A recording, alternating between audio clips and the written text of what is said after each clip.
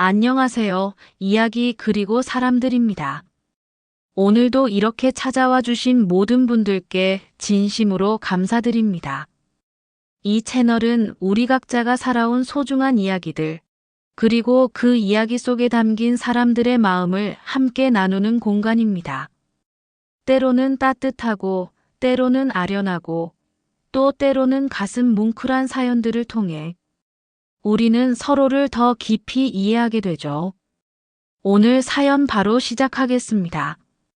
58세 윤정 씨는 지역 도서관에서 30년 넘게 일했던 사서였습니다. 책 향기가 배어있는 조용한 공간에서 평생을 보낸 그녀에게도 인생에 큰 변화가 찾아왔었죠. 남편을 떠나보낸 지 어느덧 10년이 흘렀습니다. 그 긴 세월 동안 윤정 씨는 홀로 살아내며 자신만의 평안한 일상을 만들어 왔습니다. 봄날의 햇살이 창문을 통해 스며들던 어느 오후 윤정 씨는 지역문화센터 합창단 모집 공고를 보게 됩니다. 이제는 나를 위한 시간을 가져봐도 되지 않을까? 그런 마음으로 용기를 내어 합창단에 가입했습니다. 오랜만에 다른 사람들과 함께하는 활동이었죠. 합창단 첫날, 윤정 씨는 소프라노 파트에 자리를 잡았습니다. 연습실 한편에서 테너 파트를 맡은 한 남성이 눈에 들어왔습니다. 61세 강호 씨였죠. 퇴직한 공무원이었던 그는 단정한 모습과 따뜻한 미소를 가진 분이었습니다. 강호 씨 역시 아내를 먼저 보내고 홀로 지내고 있었습니다. 처음에는 합창 연습 후 간단한 인사 정도만 나누던 사이였습니다. 오늘도 수고하셨습니다. 목소리가 참 좋으시네요. 이런 짧은 대화들이었죠. 그런데 몇 주가 지나면서 자연스럽게 연습 후 차 한 잔을 마시며 이야기를 나누게 되었습니다. 도서관에서 일하셨다니 정말 좋은 일을 하셨네요. 저는 시간만 나면 도서관에 가서 책을 보곤 했거든요. 강호 씨의 말에 윤정 씨는 반가웠습니다. 책을 좋아하는 사람들만이 가지는 특별한 정서가 있다는 걸 그녀는 잘 알고 있었으니까요. 두 사람은 음악 이야기부터 시작해서 책 이야기, 그리고 지나온 인생 이야기까지 나누게 되었습니다.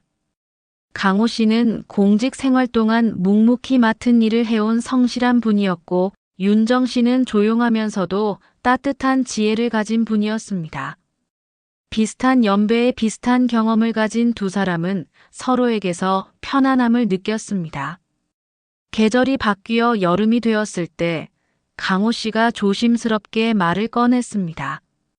윤정 씨, 혹시 시간 되실 때 함께 영화라도 볼까요? 오랜만에 들어보는 데이트 신청이었습니다. 윤정 씨는 가슴 한편이 따뜻해지는 걸 느꼈습니다. 이런 마음을 다시 느낄 수 있다니 신기했습니다. 첫 데이트는 조용한 카페에서의 차 한 잔이었습니다.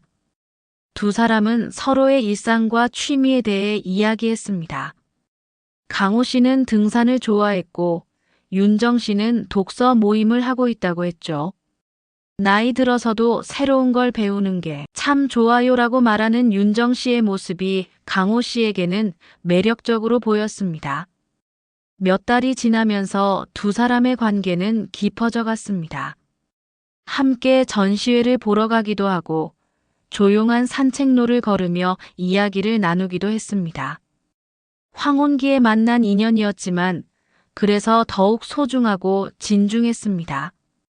젊은 시절의 열정적인 사랑과는 다른 성숙하고 깊이 있는 감정이었죠. 가을이 깊어갈 무렵 강호 씨가 진지하게 말을 꺼냈습니다. 윤정 씨, 우리 함께 남은 인생을 걸어가면 어떨까요? 황혼 재혼에 대한 이야기였습니다. 윤정 씨는 한동안 말이 없었습니다. 행복한 고민이었지만 신중하게 생각해야 할 일이었죠. 시간을 주세요. 정말 소중한 말씀이니까 깊이 생각해보고 싶어요. 윤정 씨의 답변에 강호 씨는 고개를 끄덕였습니다. 이런 중요한 결정은 서두를 일이 아니었으니까요. 그날 밤 윤정 씨는 오랫동안 잠들지 못했습니다. 창밖으로 보이는 가을 달빛을 보며 생각에 잠겼습니다. 다시 누군가와 함께하는 삶, 그것은 두려우면서도 설레는 일이었습니다. 혼자 살아온 10년의 세월 동안 그녀는 충분히 독립적인 여성이 되어 있었습니다. 이제 다시 우리라는 이름으로 살아갈 준비가 되었을까요? 며칠을 고민한 후 윤정 씨는 마음을 정했습니다. 강호 씨와 함께하는 두 번째 인생을 시작해보고 싶었습니다. 늦은 봄에 만난 인연이지만 진실한 마음으로 함께 걸어가면 아름다운 여정이 될 것 같았습니다. 네, 함께하고 싶어요. 윤정 씨의 답변을 들은 강호 씨의 얼굴에 환한 미소가 번졌습니다. 합창단 연습을 마친 후 조용한 카페에서 나눈 이 대화는 두 사람에게 새로운 시작을 의미했습니다. 하지만 황혼기의 재혼은 젊은 시절의 결혼과는 다른 고려사항들이 있었습니다. 두 사람 모두 이미 자신만의 삶의 패턴과 경제적 기반을 가지고 있었죠. 서로를 사랑하지만 현실적인 문제들도 지혜롭게 풀어나가야 했습니다. 우리 나이에는 서로에게 부담이 되면 안 되겠어요. 강호 씨가 먼저 이야기를 꺼냈습니다. 경제적으로도 생활 패턴에서도 서로를 존중하며 살아가면 좋겠습니다. 윤정 씨도 깊이 공감했습니다. 이미 각자의 인생을 충분히 살아온 두 사람에게는 이런 배려가 더욱 중요했죠. 윤정 씨는 남편이 남겨준 작은 아파트를 가지고 있었습니다. 30평 정도 되는 깔끔한 공간이었죠. 그곳에서 10년간 혼자 살아오면서 자신만의 생활 리듬을 만들어 왔습니다. 아침에 일어나 창문을 열고 꽃에 물을 주는 일, 저녁에 차 한 잔을 마시며 책을 읽는 시간들이 모두 소중한 일상이었습니다. 강호 씨는 공무원 시절의 성실함 덕분에 안정적인 은퇴연금을 받고 있었습니다. 아내가 세상을 떠난 후 혼자 살기에는 너무 큰 집을 정리하고 지금은 작은 원룸에서 단출하게 지내고 있었죠. 집은 크기가 중요한 게 아니라 누구와 함께 사느냐가 중요한 것 같아요라고 그는 말하곤 했습니다. 두 사람은 결혼 후의 생활에 대해 진솔하게 이야기를 나누었습니다. 집은 제가 살던 곳에서 함께 살면 어떨까요? 윤정 씨가 제안했습니다. 공간도 넉넉하고 교통편도 좋거든요. 대신 생활비는 각자 부담하는 게 어떨까요? 강호 씨는 고개를 끄덕였습니다. 그렇게 하죠. 저도 그게 좋겠어요. 서로 경제적으로 독립적이면서도 감정적으로는 의지할 수 있는 관계. 그런 게 우리 나이에 맞는 결혼 같아요. 이렇게 두 사람만의 공정한 원칙이 세워졌습니다.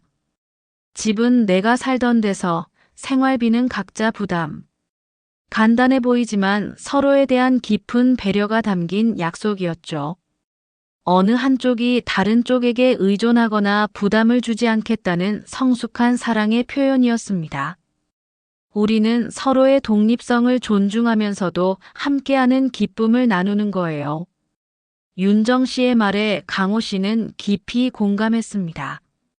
젊은 시절에는 하나가 되는 것이 사랑이라고 생각했지만 이제는 각자가 온전한 개인으로서 만나는 것이 진정한 사랑이라는 걸 알게 되었습니다.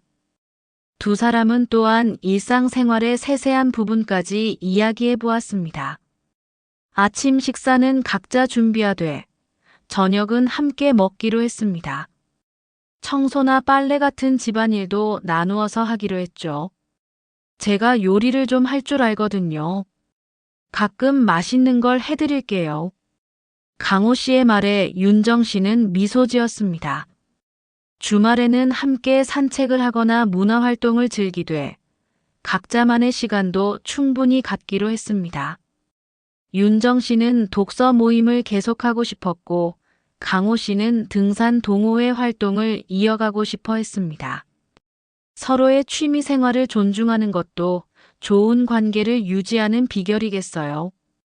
경제적인 부분도 투명하게 정리했습니다. 각자의 통장은 따로 관리하되 공동으로 쓰이는 생활비는 매월 일정 금액씩 공동 계좌에 넣기로 했습니다. 전기료, 가스비, 식료품비 등을 합리적으로 나누어 부담하는 것이죠. 이런 걸 미리 정해놓으니까 마음이 편해지네요. 강호 씨가 말했습니다. 서로에게 부담이 되지 않으면서도 함께 할 수 있는 방법을 찾은 것 같아요. 윤정 씨도 동감했습니다. 사랑한다고 해서 모든 걸 하나로 합쳐야 한다는 생각에서 벗어나니 오히려 더 편안하고 지속 가능한 관계가 될 것 같았습니다. 두 사람의 이런 약속은 주변 사람들에게도 좋은 반응을 얻었습니다. 윤정 씨의 독서 모임 친구들은 정말 현명한 선택이에요. 요즘 시대에 맞는 결혼 방식 같아요 라고 응원해 주었고, 강호 씨의 등산 동호회 친구들도 서로 존중하면서 함께하는 거네요. 좋아 보여요라고 축하해 주었습니다. 특히 윤정 씨는 이런 방식의 결혼이 자신에게 잘 맞는다고 느꼈습니다. 혼자 살아온 10년 동안 만들어온 자신만의 생활 패턴을 크게 바꾸지 않으면서도 사랑하는 사람과 함께할 수 있다니 정말 이상적이었죠. 강호 씨 역시 마찬가지였습니다. 공무원 시절 규칙적인 생활을 해왔던 그는 질서 있는 생활을 좋아했는데 윤정 씨와의 약속은 그런 그의 성향과도 잘 맞았습니다. 두 사람은 이 약속을 바탕으로 결혼 준비를 시작했습니다. 복잡한 예식은 생략하고 가까운 가족들만 모인 소박한 식사 자리로 결혼을 알리기로 했습니다. 우리 나이에 요란한 건 어울리지 않아요. 조용하고 따뜻하게 시작하면 되겠어요. 윤정 씨는 자신의 아파트를 다시 한번 정리해 보았습니다. 강호 씨가 함께 살 공간을 마련해야 했죠. 작은 방 하나를 강호 씨의 서재 겸 개인 공간으로 꾸미기로 했습니다. 각자만의 공간이 있어야 서로 편해질 것 같아요. 모든 준비가 차근차근 진행되면서 두 사람의 마음에는 평안한 행복이 자리 잡았습니다. 젊은 시절의 열정적인 사랑과는 다르지만 서로를 깊이 이해하고 존중하는 성숙한 사랑이었습니다. 황혼기에 만난 소중한 인연을 소중히 가꾸어 나가려는 두 사람의 마음가짐이 아름다웠습니다. 결혼 준비가 한창 진행되던 어느 주말, 강호 씨가 조심스럽게 윤정 씨에게 말을 꺼냈습니다. 우리 딸 서린이를 소개해드리고 싶어요. 이제 가족이 될 텐데 미리 만나보시면 좋을 것 같아서요.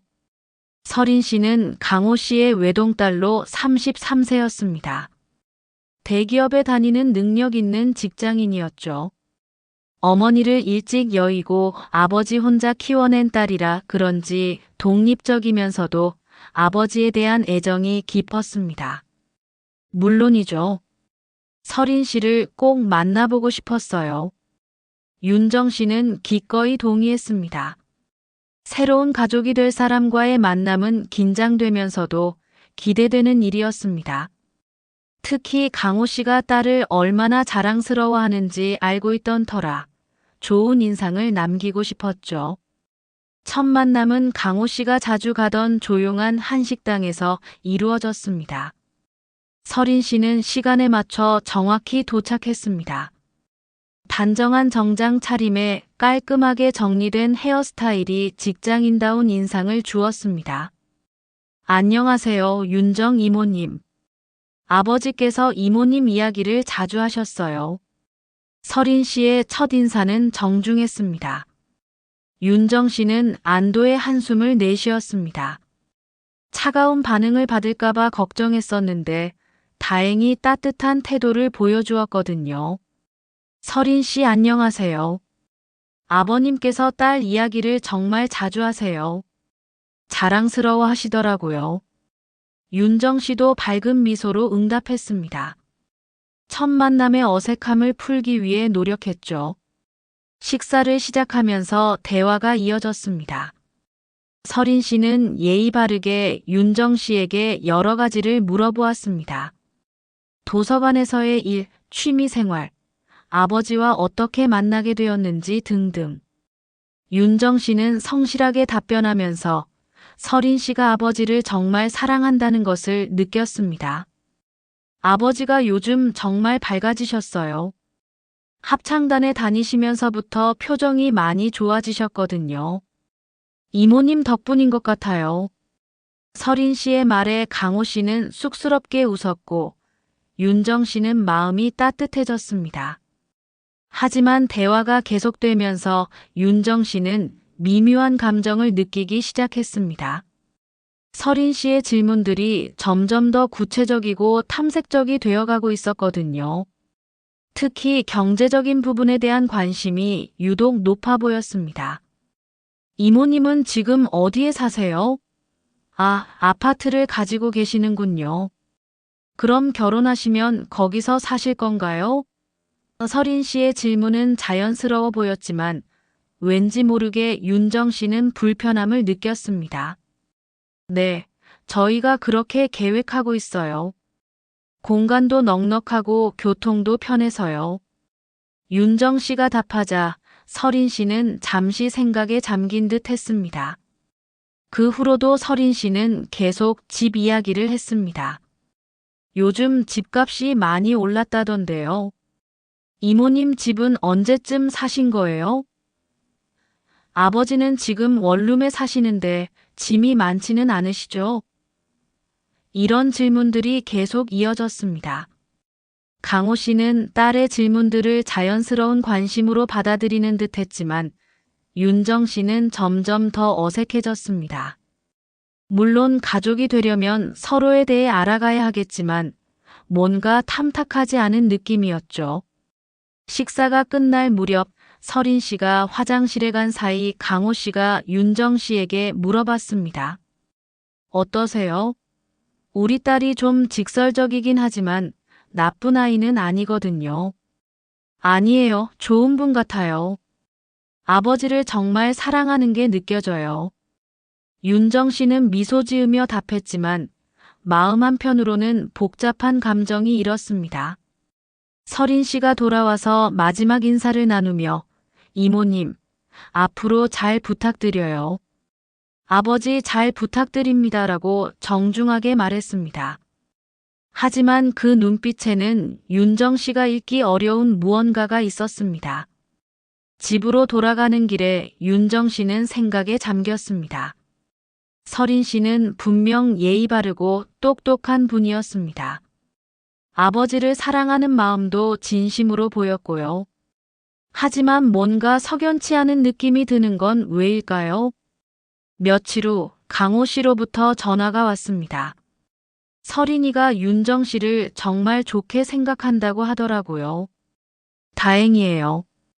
강호 씨는 기뻐했지만 윤정 씨는 여전히 그날의 불편함을 완전히 떨쳐내지 못했습니다. 사실 서린 씨는 그날 만남 후 복잡한 심정이었습니다. 아버지가 재혼하는 것 자체는 반대하지 않았어요.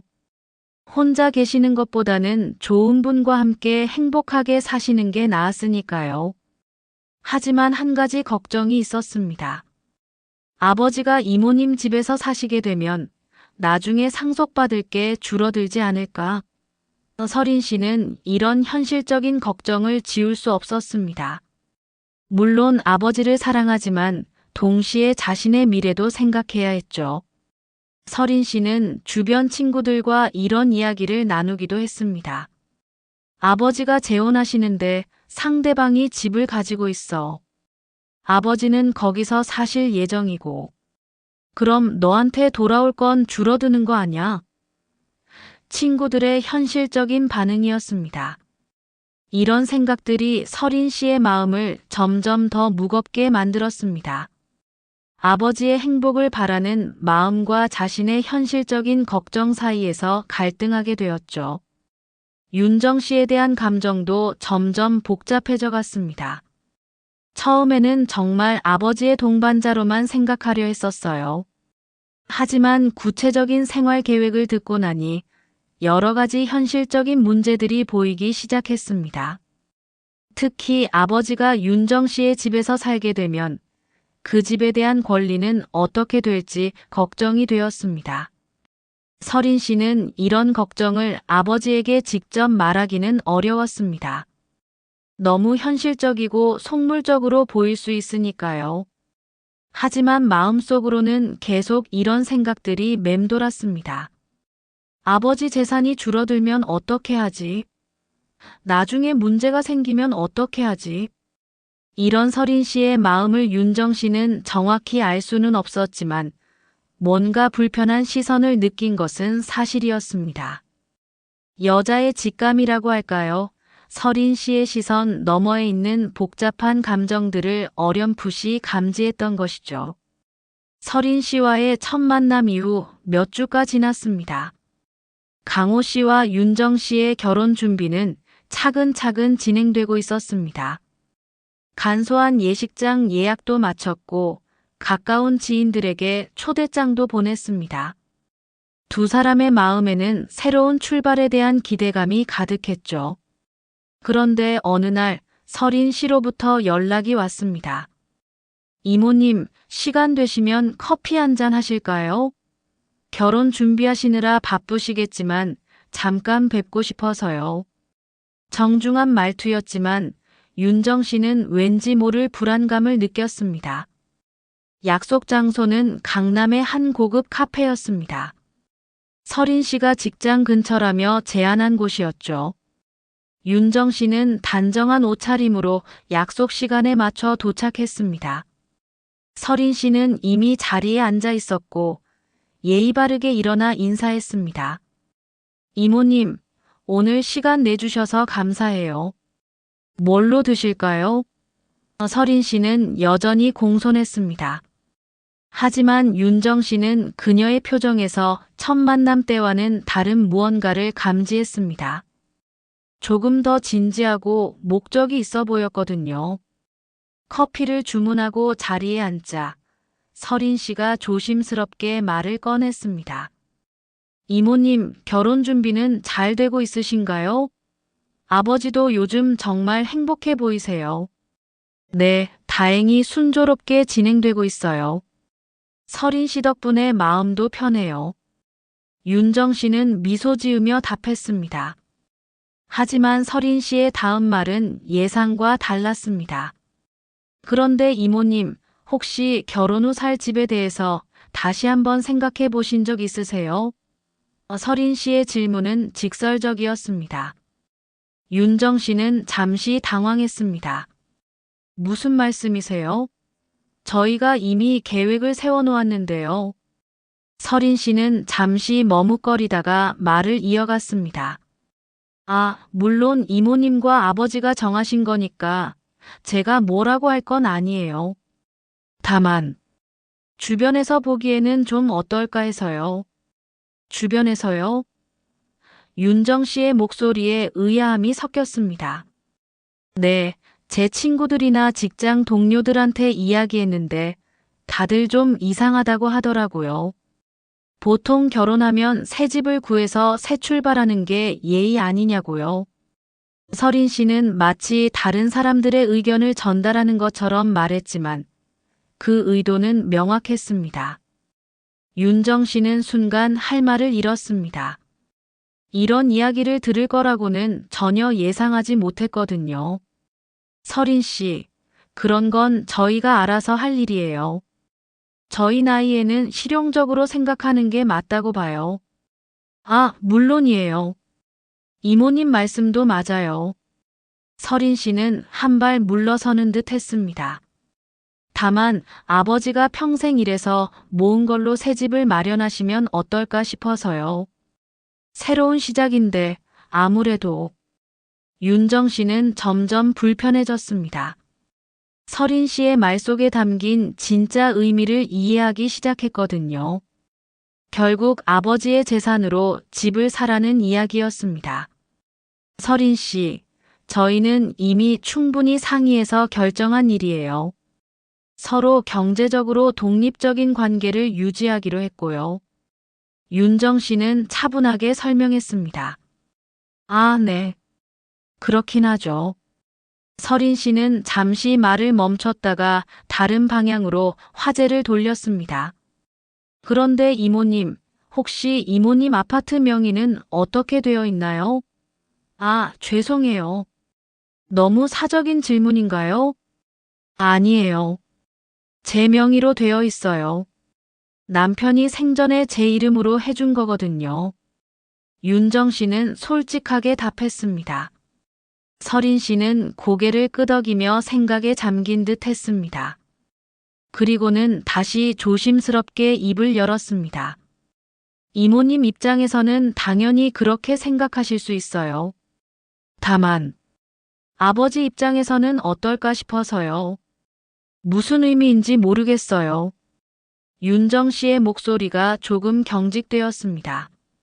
아버지가 이모님 집에서 사시게 되면 뭔가 얹혀 사는 느낌이 들지 않을까요? 남자분들은 그런 걸 좀 신경 쓰시잖아요. 서린 씨는 마치 아버지를 걱정하는 것처럼 말했지만 윤정 씨는 그 말의 진위를 알 수 있었습니다. 윤정 씨는 깊은 한숨을 내쉬었습니다. 서린 씨, 저희는 서로 합의하에 결정한 일이에요. 아버님도 충분히 납득하고 계시고요. 아, 네. 물론 아버지가 그렇게 말씀하시긴 하셨죠. 서린 씨는 미묘한 표정을 지었습니다. 다만 아버지는 워낙 배려심이 많으신 분이라 속마음은 다를 수도 있지 않을까 해서요. 이 말을 들은 윤정 씨는 마음이 불편해졌습니다. 강호 씨가 정말 속마음을 숨기고 있는 건 아닐까? 혹시 자신이 강요한 건 아닐까? 이런 의심이 들기 시작했습니다. 그리고 이모님, 서린 씨는 더욱 조심스럽게 말을 이어갔습니다. 혹시 나중에 문제가 생기면 어떡하시려고요? 아파트가 이모님 명의니까 만약에 무슨 일이 생기면 아버지는 무슨 문제요? 윤정 씨가 날카롭게 물었습니다. 아, 아니에요. 그런 일은 없을 거예요. 서린 씨는 급히 말을 돌렸습니다. 다만 다른 사람들이 그런 얘기를 하더라고요. 황혼재혼에서는 그런 문제가 종종 생긴다고. 윤정 씨는 이제 확실히 알았습니다. 서린 씨가 무엇을 걱정하는지, 무엇을 원하는지 말입니다. 결국 아버지의 재산이 자신에게 흘러들어가는 것을 막고 싶어 하는 거였습니다. 카페를 나서면서 윤정 씨의 마음은 무거웠습니다. 서린 씨의 마지막 말이 귓가에 맴돌았습니다. 이모님, 그냥 제 걱정이었어요. 아버지가 행복하시면 되는 거죠. 다만, 정말 새 집에서 시작하시는 게 어떨까 하는 마음에서였어요. 집으로 돌아오는 길에 윤정 씨는 많은 생각을 했습니다. 자신과 강호 씨의 약속은 정말 공정한 것이었을까? 혹시 자신이 이기적이었던 것은 아닐까? 서린 씨의 말처럼 강호 씨가 속마음을 숨기고 있는 것은 아닐까? 그날 밤 강호 씨에게서 전화가 왔습니다. 윤정 씨, 오늘 서린이와 만나셨다면서요? 어땠어요? 윤정 씨는 잠시 머뭇거렸습니다. 서린 씨와의 대화 내용을 그대로 전해야 할지 고민되었거든요. 네, 만났어요. 좋은 분이에요. 그럼 다행이네요. 서린이도 윤정 씨를 정말 좋아해요. 강호 씨의 목소리는 밝았습니다. 하지만 윤정 씨는 복잡한 마음을 감출 수 없었습니다. 전화를 끊은 후 윤정 씨는 오랫동안 잠들지 못했습니다. 서린 씨의 말들이 계속 머릿속을 맴돌았습니다. 정말 자신이 강호 씨에게 부담을 주고 있는 것은 아닐까? 두 사람의 약속이 정말 공정한 것일까? 이런 의심이 들기 시작하자 앞으로의 결혼 생활에 대한 불안감이 커져갔습니다. 서린 씨와 같은 생각을 하는 사람들이 또 있다면 주변에서 자신을 어떻게 볼까?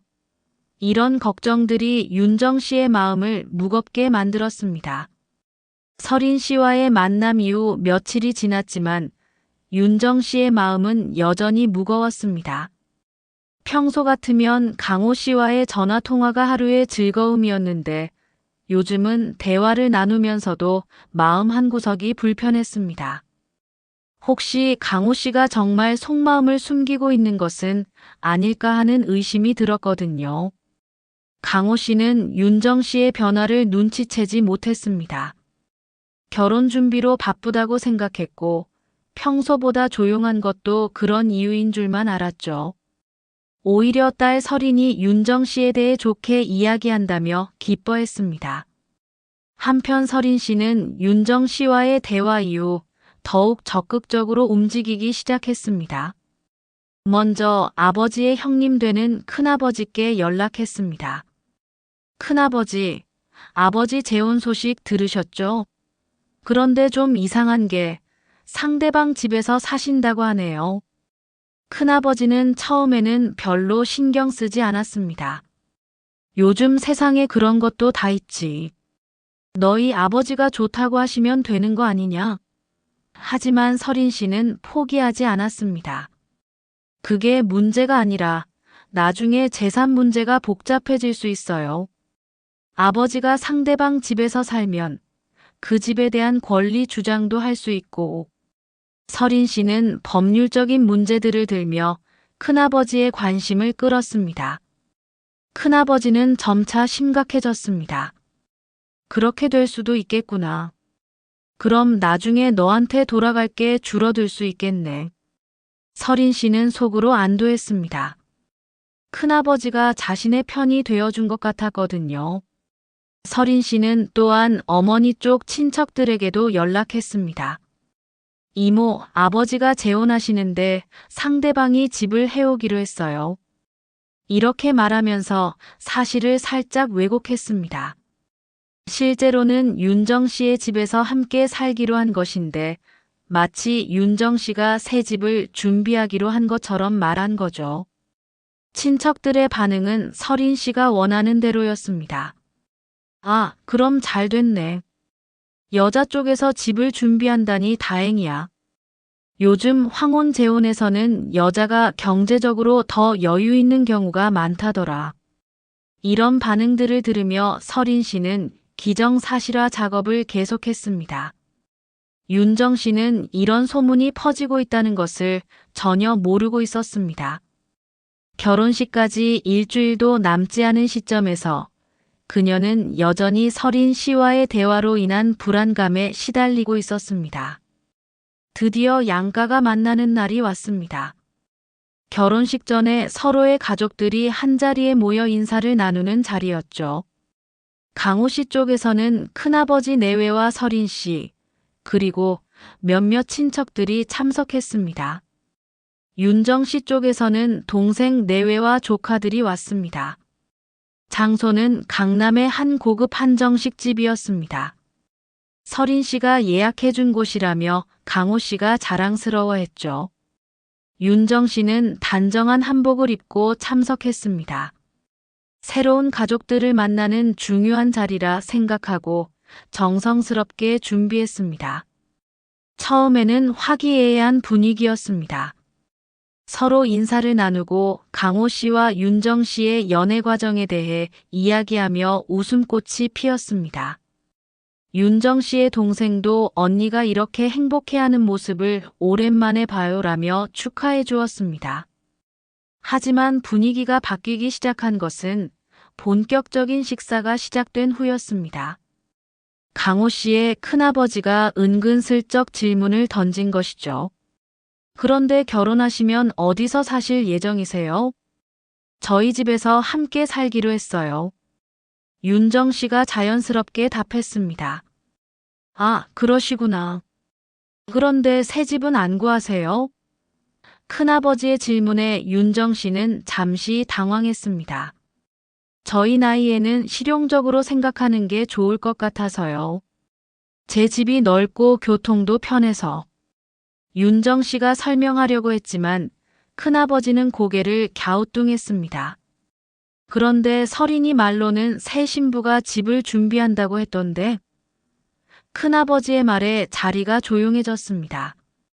윤정 씨는 깜짝 놀라 서린 씨를 쳐다봤습니다. 서린 씨는 당황한 듯 그게 제가 잘못 이해했나 봐요라고 얼버무렸지만 이미 분위기는 어색해져 있었습니다. 강호 씨도 당황했습니다. 아버지, 저희는 윤정 씨 집에서 함께 살기로 했어요. 처음부터 그렇게 계획했고요. 그러자 큰아버지가 미묘한 표정을 지었습니다. 그렇구나. 요즘 세상에는 그런 것도 있구나. 별로 좋지 않다는 뉘앙스가 담긴 말투였습니다. 어머니 쪽 친척이었던 이모도 끼어들었습니다. 그런데 보통은 남자가 집을 준비하는 게 예의 아닌가요? 요즘에도 그런 건 변하지 않았을 텐데. 윤정 씨는 점점 위축되었습니다.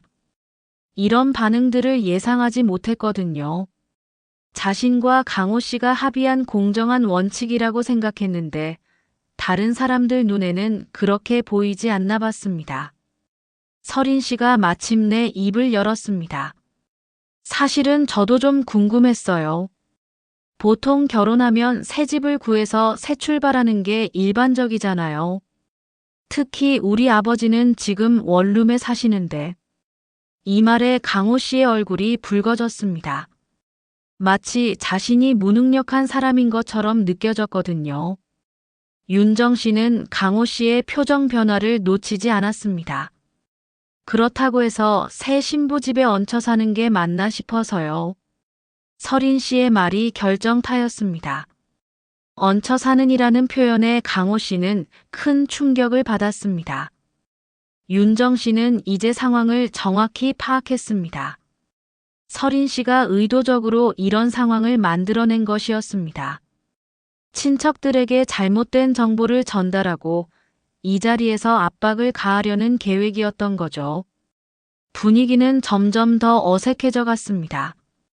윤정 씨의 동생이 언니를 감싸려고 언니네는 충분히 상의해서 결정한 일이에요 라고 말했지만 강호 씨 쪽 가족들의 시선은 곱지 않았습니다. 윤정 씨는 마음속으로 크게 실망했습니다. 특히 강호 씨가 이런 상황에서 자신을 적극적으로 감싸주지 않는다는 게 가장 아팠습니다. 오히려 딸의 말에 동조하는 듯한 모습을 보이고 있었거든요. 식당의 분위기는 점점 더 냉랭해져 갔습니다. 윤정 씨는 모든 시선이 자신에게 집중되고 있다는 것을 느꼈습니다. 마치 자신이 무언가 잘못을 저지른 사람처럼 취급받고 있는 기분이었죠. 서린 씨는 계속해서 압박을 가했습니다. 저희 아버지는 평생 성실하게 일해서 저축도 많이 해놓으셨거든요. 그런데 새 출발을 하시는데 자기 집 하나 없이 시작하시는 게 좀. 말끝을 흐렸지만 그 의미는 명확했습니다. 큰아버지도 거들었습니다. 맞아, 남자가 결혼하면서 집 하나 못 마련하면 체면이 서지 않지. 이 말을 들은 강호 씨의 얼굴이 더욱 붉어졌습니다. 윤정 씨는 더 이상 참을 수 없었습니다. 조용히 앉아서 이런 모욕을 당할 수는 없었죠. 차분하지만 단호한 목소리로 말했습니다. 잠깐만요. 여기서 잘못 알고 계신 게 있는 것 같은데요. 윤정 씨의 말에 자리가 조용해졌습니다. 처음부터 저희는 반반 원칙으로 살기로 했습니다. 제가 집을 준비하기로 한 적은 단 한 번도 없어요. 서린 씨가 당황한 듯 말했습니다. 그렇긴 하지만 그래도 아버지가 혼자 들어가시는 거잖아요. 혼자 들어가시는 게 아니라 함께 사는 거예요. 저희가 충분히 상의해서 결정한 일이고 서로 납득한 일입니다. 윤정 씨는 점점 목소리를 높였습니다. 큰아버지가 불편한 듯 말했습니다. 그렇게 말씀하셔도 객관적으로 보면 좀 그렇지 않나요? 우리 강호가 신세를 지는 것 같아서. 신세요? 윤정 씨는 깜짝 놀랐습니다. 저희가 서로 사랑해서 함께 살기로 한 건데 왜 신세를 진다는 표현을 쓰시는 거죠? 이때 강호 씨가 마침내 입을 열었습니다. 하지만 윤정 씨가 기대했던 말이 아니었습니다. 윤정 씨, 가족들이 걱정하는 것도 이해해 주세요. 우리가 다시 생각해 볼 수도 있는 거 아닌가요? 윤정 씨는 믿을 수 없다는 표정으로 강호 씨를 쳐다봤습니다. 지금까지 함께 세운 약속을 뒤엎는 말이었거든요. 더욱 충격적인 것은 강호 씨가 가족들 앞에서 자신보다 딸의 편을 드는 듯한 태도를 보인다는 것이었습니다. 다시 생각해 본다는 게 무슨 말씀이세요? 윤정 씨의 목소리가 떨렸습니다. 강호 씨는 머뭇거리며 답했습니다. 아니, 그러니까 우리가 새 집을 알아보는 것도 방법이 아닐까 해서요. 서린이 말대로 새 출발인데. 서린 씨가 재빨리 끼어들었습니다. 맞아요, 아버지. 새 집에서 시작하시는 게 좋을 것 같아요. 아버지 저축으로 충분히 가능하시잖아요. 윤정 씨는 이제 완전히 이해했습니다. 서린 씨의 진짜 목적이 무엇인지, 그리고 강호 씨가 얼마나 쉽게 흔들리는 사람인지 말입니다. 그녀의 마음속에서 무언가가 와르르 무너져 내렸습니다. 그럼 제가 새 집 마련비를 부담해야 한다는 말씀이세요? 윤정 씨가 직설적으로 물었습니다. 아니, 그런 게 아니라. 강호 씨는 당황했습니다. 서린 씨가 대답했습니다.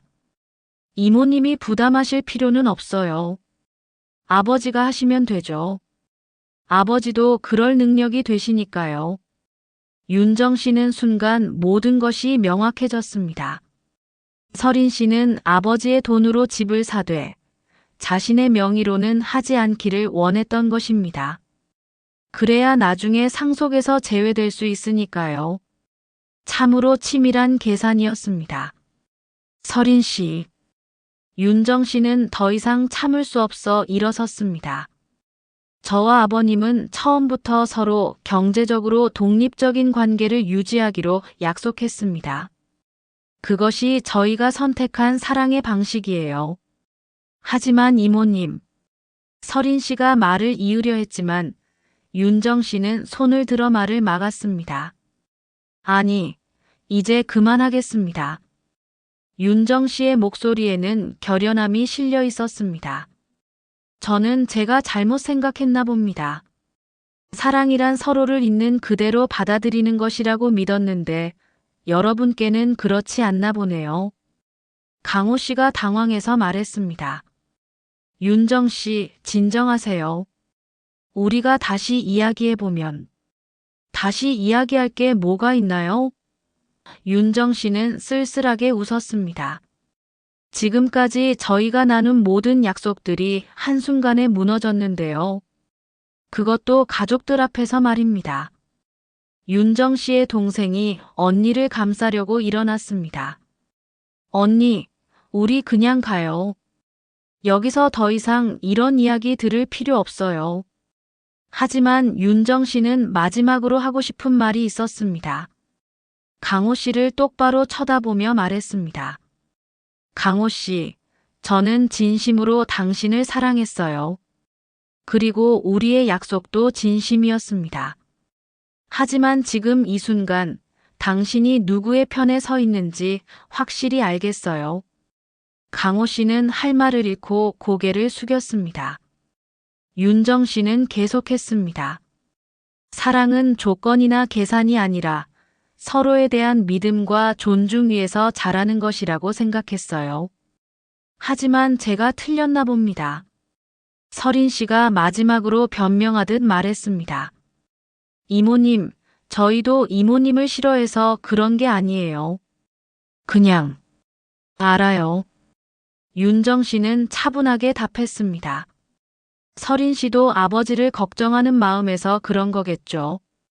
하지만 그 걱정의 본질이 무엇인지는 저도 잘 알고 있어요. 윤정 씨는 핸드백을 들고 자리에서 일어났습니다. 오늘 이 자리에서 저는 많은 것을 배웠습니다. 황혼기의 사랑이라는 것이 얼마나 복잡하고 어려운 것인지 말이에요. 강호 씨가 다급하게 말했습니다. 윤정 씨, 제발 오해하지 마세요. 제가 설명드릴게요. 오해요? 윤정 씨는 씁쓸하게 웃었습니다. 지금까지 본 것이 오해라면 앞으로 보게 될 것들은 무엇일까요? 그녀는 마지막으로 강호 씨를 바라봤습니다. 그 눈빛에는 실망과 아쉬움, 그리고 결별의 의지가 동시에 담겨 있었습니다. 강호 씨, 당신이 정말 원하는 것이 무엇인지 다시 한번 생각해 보세요. 그리고 그것이 진정한 사랑인지도 말입니다. 윤정 씨와 동생은 식당을 나왔습니다. 뒤에 남겨진 강호 씨 가족들은 어색한 침묵 속에 앉아 있었습니다. 강호 씨는 자신이 무언가 돌이킬 수 없는 실수를 했다는 것을 느꼈지만 이미 늦었습니다. 식당 밖 차가운 바람 속에서 윤정 씨는 깊은 한숨을 내쉬었습니다. 동생이 다가와 어깨를 감싸며 말했습니다. 언니, 잘한 거야. 저런 사람들이랑 가족되지 않아서 다행이야. 윤정 씨는 고개를 끄덕였지만 마음 한편으로는 큰 상처를 받았습니다. 황혼기에 만난 소중한 인연이라고 믿었는데 결국 현실의 벽을 넘지 못했습니다. 특히 강호 씨가 중요한 순간에 자신을 지키지 못했다는 것이 가장 아팠습니다.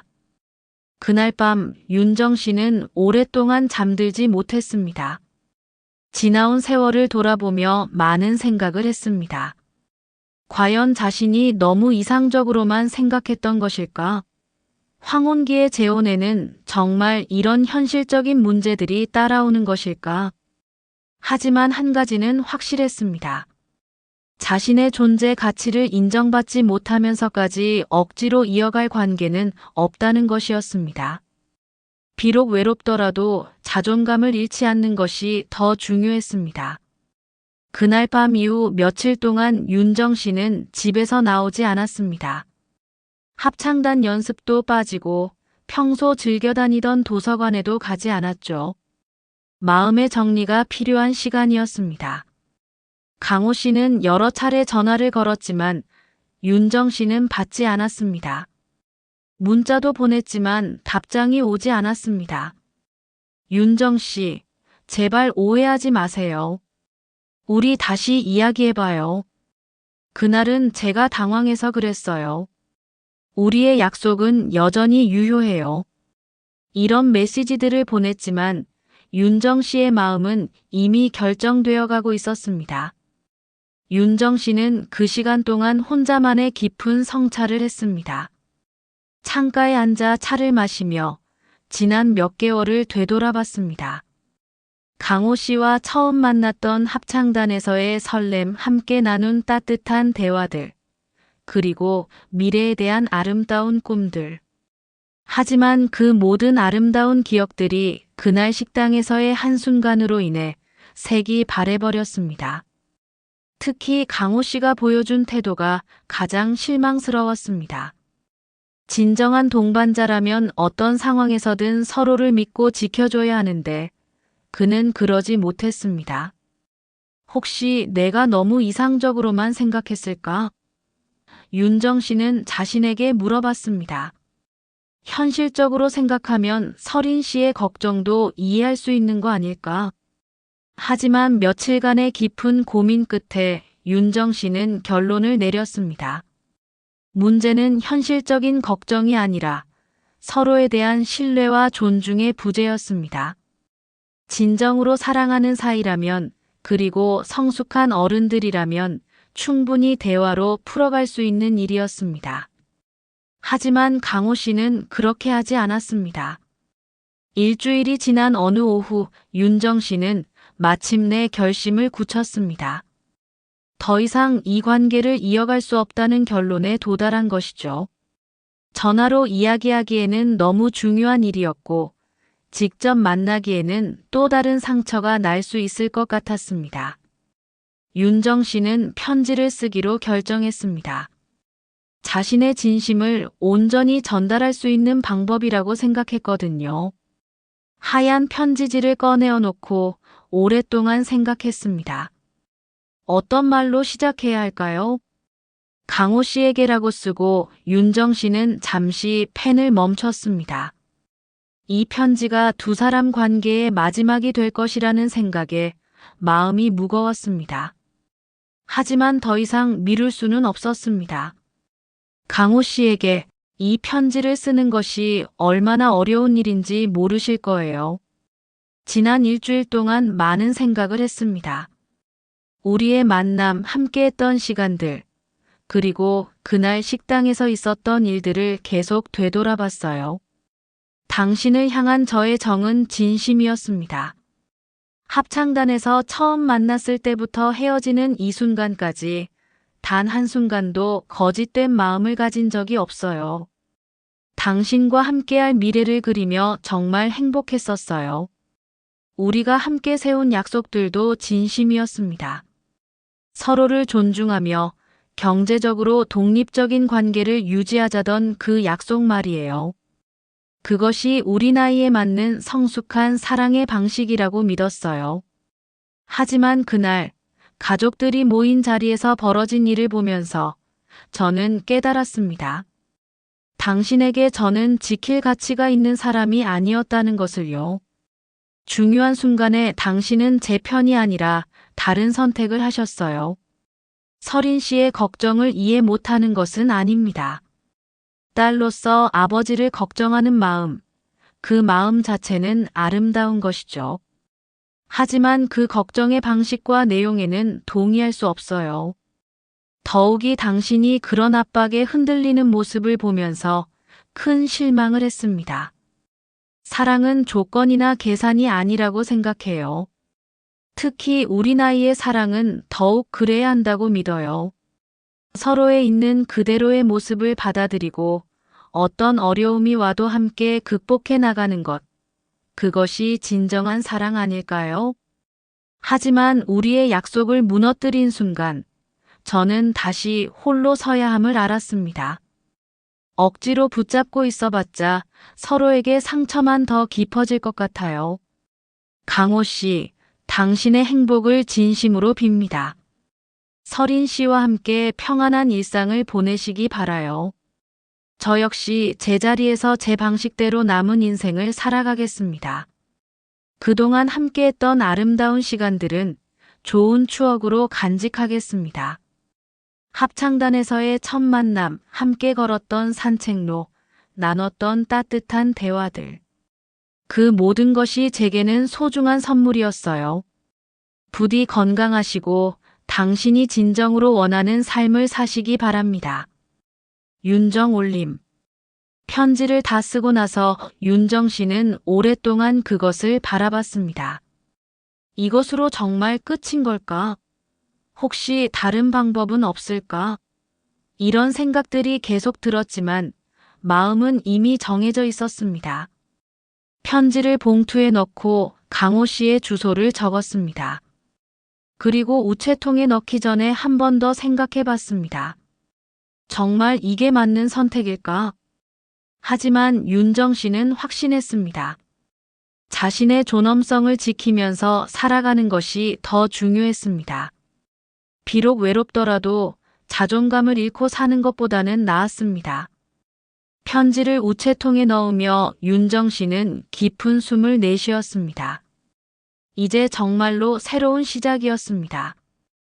혼자이지만 당당한 시작이었죠. 며칠 후 강호 씨가 편지를 받았습니다. 편지를 읽으며 그는 눈물을 흘렸습니다. 자신이 얼마나 큰 실수를 했는지 뒤늦게 깨달았거든요. 하지만 이미 되돌릴 수 없는 일이었습니다. 강호 씨는 윤정 씨에게 전화를 걸어보려 했지만 용기가 나지 않았습니다. 편지 속 그녀의 단호한 의지를 느낄 수 있었거든요. 결국 그는 아무것도 하지 못한 채 시간을 보냈습니다. 서린 씨는 아버지가 결혼을 포기하게 된 것에 대해 안도감을 느꼈습니다. 하지만 한편으로는 아버지의 슬픈 모습을 보며 미안한 마음도 들었죠. 내가 너무 심했나? 라는 생각도 했지만 이미 벌어진 일이었습니다. 강호 씨의 외로운 일상이 다시 시작되었습니다. 합창단에도 나가지 않았고 평소 즐겨 다니던 곳들도 발길이 끊어졌습니다. 윤정 씨와의 추억이 서린 곳들이 너무 아팠거든요. 편지를 보낸 후 윤정 씨는 오히려 마음이 한결 가벼워졌습니다. 오랫동안 짓누르던 무거운 짐을 내려놓은 기분이었죠. 물론 아쉬움과 서글픔이 없었던 것은 아니지만 자신의 선택에 대한 확신이 있었습니다. 며칠 후 윤정 씨는 다시 일상으로 돌아왔습니다. 우선 그동안 빠졌던 도서관 자원봉사부터 시작했습니다. 아이들에게 책을 읽어주는 일은 그녀에게 큰 보람을 주었거든요. 윤정 선생님, 어디 가셨어요? 보고 싶었어요. 7살 민준이가 달려와 윤정 씨의 치마를 붙잡았습니다. 아이의 순수한 미소를 보며 윤정 씨는 따뜻함을 느꼈습니다. 선생님이 잠깐 바빴거든. 미안해, 민준아. 오늘은 어떤 책을 읽을까? 윤정 씨는 아이를 안아주며 말했습니다. 이런 순간들이 그녀에게는 진정한 행복이었습니다. 도서관 어린이 자료실에서 아이들과 함께하는 시간은 윤정 씨에게 새로운 활력을 주었습니다. 아이들의 호기심 가득한 눈빛, 책 이야기에 빠져드는 모습, 그리고 하며 감탄하는 순수한 반응들이 그녀의 마음을 치유해 주었죠. 할머니, 이 책 정말 재밌어요. 6살 지민이가 동화책을 들고 달려왔습니다. 다음에 또 읽어주세요. 물론이지, 지민아. 언제든지 와서 할머니한테 이야기해줘. 윤정 씨는 아이를 쓰다듬으며 미소 졌습니다. 아이들에게는 그녀가 그냥 따뜻한 할머니였고 그것으로 충분했습니다. 점차 윤정 씨는 다른 활동들도 재개했습니다. 독서 모임에도 다시 나갔고 평소 미뤄두었던 취미 생활도 시작했습니다. 서예 교실에 등록해서 붓글씨를 배우기 시작한 거죠. 윤정 씨, 요즘 표정이 많이 밝아지셨네요. 독서 모임의 회장인 경숙 씨가 말했습니다. 무슨 좋은 일 있으세요? 윤정 씨는 잠시 생각해 봤습니다. 좋은 일이라고 할 수 있을까요? 아니면 나쁜 일이라고 해야 할까요? 그냥 제자리를 다시 찾은 것 같아요. 그녀는 미소 지으며 답했습니다. 실제로 윤정 씨는 혼자 있는 시간이 불편하지 않았습니다. 오히려 자유로움을 만끽했죠. 아침에 일어나 좋아하는 차를 우려 마시고 창밖을 바라보며 하루를 계획하는 시간이 소중했습니다. 아무에게도 맞춰줄 필요 없이 오롯이 자신만의 리듬으로 살아가는 것이 편안했습니다. 저녁 시간에는 평소 좋아하던 클래식 음악을 들으며 독서를 했습니다. 가끔은 요리를 해서 이웃과 나누기도 했죠. 윗집에 혼자 사는 할머니께 반찬을 가져다 드리면 그 할머니가 정말 고마워하셨거든요. 윤정 씨 덕분에 맛있는 걸 먹고 살아요. 할머니의 말에 윤정 씨는 보람을 느꼈습니다. 누군가에게 필요한 사람이 되는 것, 그것도 충분히 의미 있는 일이었습니다. 계절이 바뀌어 봄이 왔습니다. 윤정 씨는 베란다에 작은 화분들을 놓고 꽃을 키우기 시작했습니다. 제라늄, 베고니아, 그리고 허브들. 매일 아침 물을 주며 새순이 돋는 것을 보는 재미가 쏠쏠했습니다. 어느 날 아침 윤정 씨는 베란다에서 차를 마시며 햇살을 받고 있었습니다. 따뜻한 봄바람이 얼굴을 스치며 지나갔죠. 그 순간 문득 깨달았습니다. 나는 행복하다. 혼자라서 외로운 게 아니라 혼자라서 자유로운 것이었습니다. 누군가의 눈치를 보지 않아도 되고 억지로 맞춰주지 않아도 되는 삶이 얼마나 편안한지 새삼 느꼈습니다. 며칠 후 도서관에서 새로운 프로그램이 시작되었습니다. 시니어 독서 토론회였는데 윤정 씨가 진행을 맡게 되었습니다. 비슷한 연령대의 분들과 함께 책을 읽고 이야기를 나누는 시간이었죠. 첫 모임에서 윤정 씨는 참가자들에게 인사말을 했습니다. 안녕하세요, 여러분. 오늘부터 함께 책을 읽고 이야기를 나누게 된 윤정입니다.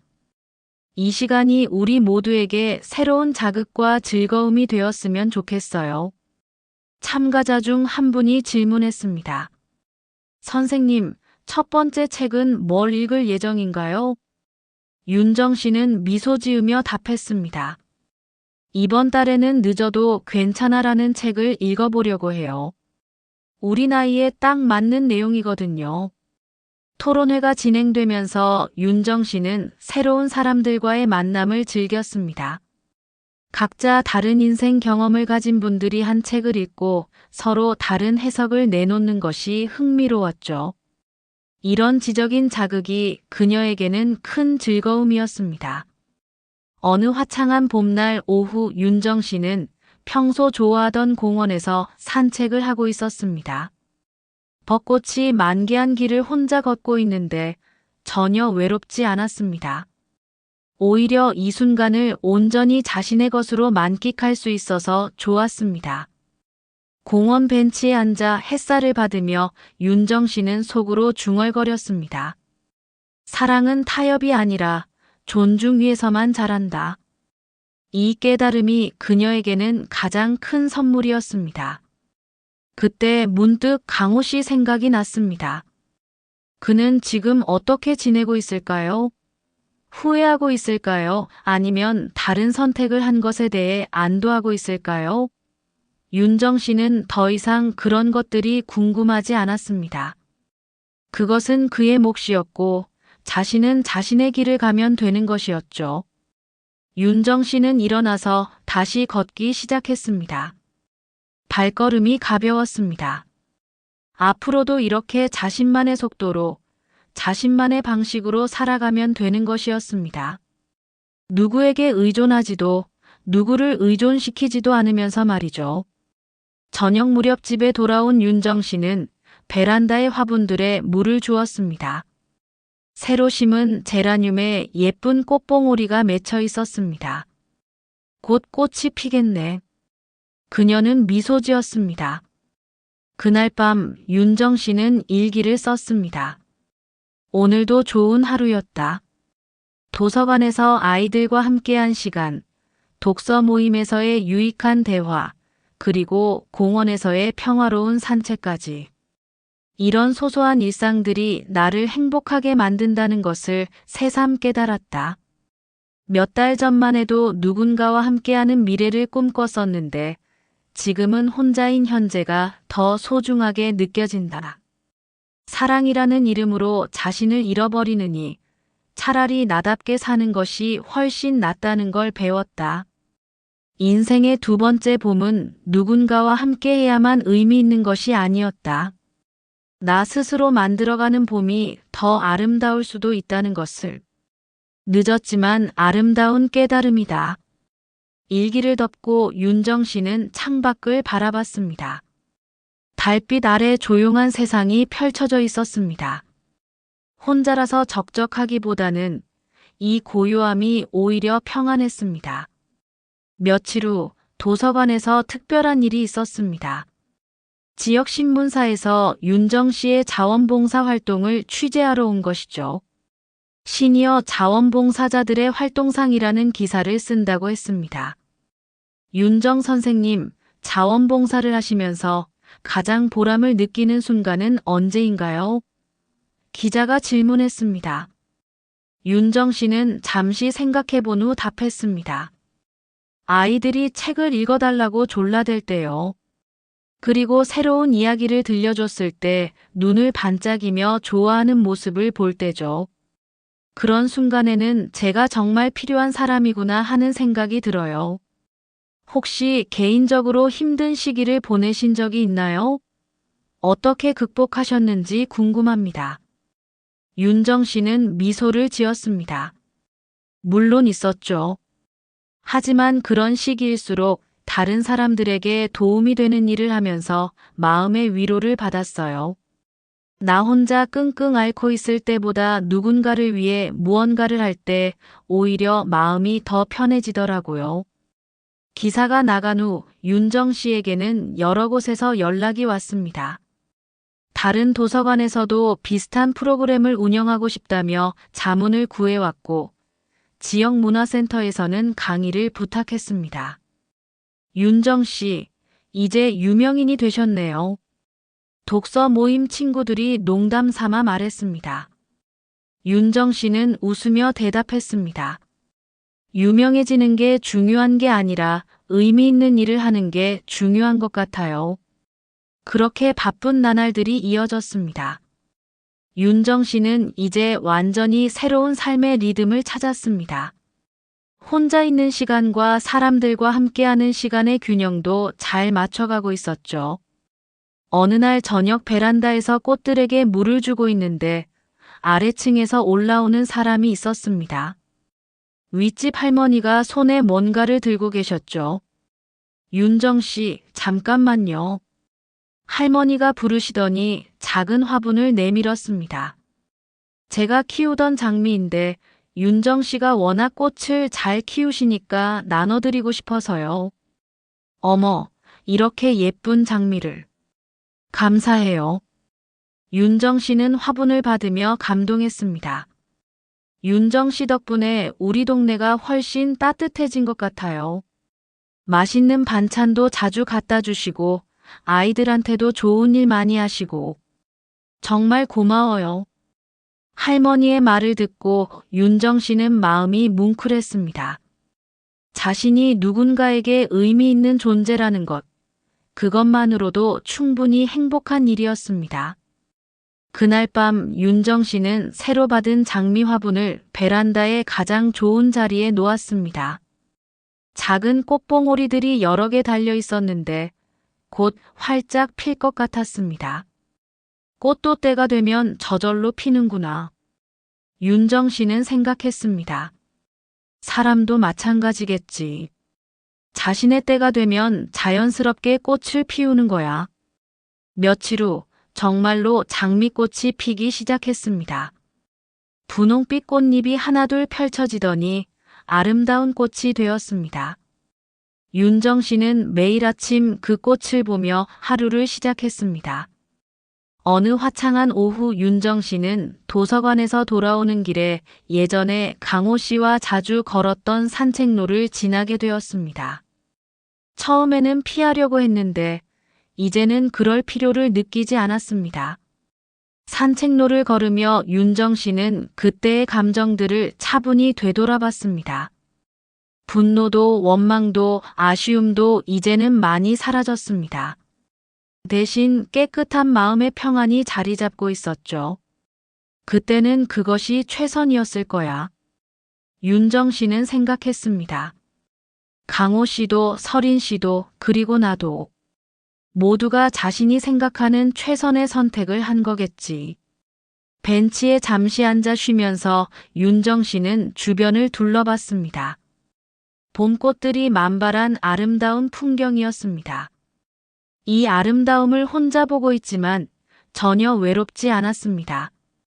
오히려 이 순간을 온전히 자신의 것으로 느낄 수 있어서 좋았습니다. 그때 문득 마음속에서 속삭이는 목소리가 들렸습니다. 사랑은 타협이 아니라 존중 위에서만 자란다. 이 깨달음이 윤정 씨에게는 가장 큰 선물이었습니다. 비록 그 사랑은 이루어지지 않았지만 그 과정에서 얻은 지혜는 앞으로의 인생에 큰 도움이 될 것이었습니다. 집으로 돌아오는 길에 윤정 씨는 마음이 가벼웠습니다. 오늘을 살아내는 힘이 충분히 있다는 것을 느꼈습니다. 내일은 또 어떤 새로운 하루가 될까요? 아이들과 함께할 시간, 독서 모임에서의 유익한 대화, 그리고 베란다의 꽃들과 함께하는 평화로운 저녁.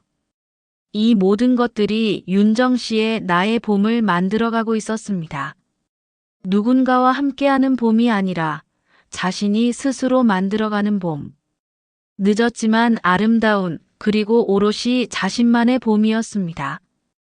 여기까지 오늘의 사연을 들어봤습니다. 삶이라는 것은 참 묘한 것 같습니다. 때로는 예상치 못한 길로 우리를 이끌기도 하고, 때로는 우리가 가장 소중히 여기던 것들을 다시 돌아보게 만들기도 하죠. 오늘 사연 속 주인공처럼 우리 모두는 각자의 자리에서 최선을 다해 살아가고 있습니다. 혹시 비슷한 경험을 하신 분이 계시다면 여러분의 이야기도 언제든 들려주세요. 댓글로 남겨주신 작은 한 줄도, 이메일로 보내주신 긴 사연도 모두 소중히 읽고 있습니다. 오늘 하루도 수고 많으셨습니다. 내일은 또 어떤 따뜻한 이야기로 찾아뵐지 저도 벌써 기대가 됩니다. 구독과 좋아요는 더 많은 이야기를 나누는데 큰 힘이 됩니다. 그럼 다음 이야기에서 또 만나요. 안녕히 계세요.